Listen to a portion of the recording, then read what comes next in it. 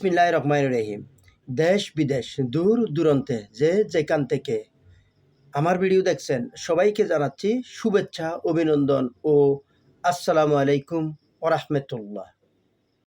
সম্প্রতি সামাজিক যোগাযোগ মাধ্যমে ভাইরাল হওয়া একটি ভিডিও বাংলাদেশ ভোক্তা অধিদপ্তরের কর্মকর্তাকে জনতা মারতে দেখা যাচ্ছে। এই ব্যাপারে ভোক্তা অধিদপ্তরের কর্মকর্তা আব্দুল জব্বার মণ্ডল তিনি তার ফেসবুক স্ট্যাটাসে লিখেন, সম্প্রতি সামাজিক যোগাযোগ মাধ্যমে আমার নাম ব্যবহার করে একটি ভিডিও ছড়িয়ে পড়েছে, যা অনাকাঙ্ক্ষিত এবং এটি একটি ফেক নিউজ।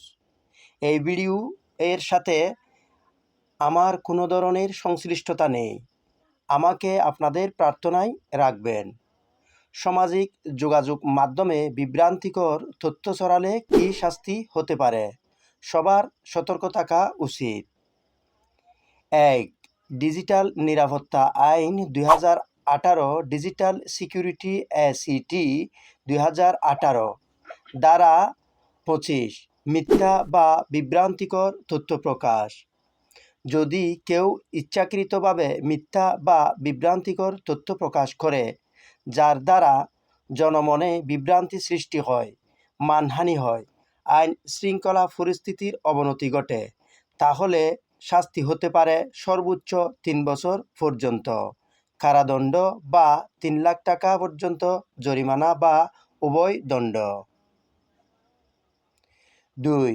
ধারা ২৯, মানহানির তথ্য প্রকাশ। কোনো ব্যক্তি বা প্রতিষ্ঠানের ইমেজ নষ্ট করার মতো তথ্য ছড়ানো, শাস্তি ৩ বছর পর্যন্ত কারাদণ্ড বা ৫ লাখ টাকা পর্যন্ত জরিমানা বা উভয় দণ্ড। ৩. ধারা ৩১, জনশৃঙ্খলা বিঘ্ন ঘটায় এমন তথ্য, কোনো পোস্ট বা ভিডিও যদি ধর্মীয়, জাতিগত বা সামাজিক উত্তেজনা তৈরি করে, শাস্তি ৫ বছর পর্যন্ত কারাদণ্ড বা ১০ লাখ টাকা পর্যন্ত জরিমানা বা উভয় দণ্ড। আইনি পদক্ষেপ কিভাবে নেওয়া যায়? ভুক্তভোগী ব্যক্তি সাইবার ক্রাইম ইউনিটে অভিযোগ করতে পারেন। ডিজিটাল অপরাধ দমন task force CID, BD, CTTC তদন্ত করতে পারে। আদালতে আইন অনুযায়ী মামলা দায়ের করা যেতে পারে। সতর্কতা: কেউ যদি ইচ্ছাকৃতভাবে ফেক ভিডিও, সম্পাদিত ছবি বা উস্কানিমূলক ক্যাপশন দিয়ে বিভ্রান্তি ছড়ায়, তা আইন ভাঙার শামিল। অপরাধ প্রমাণ হলে ফৌজদারি মামলা হবে।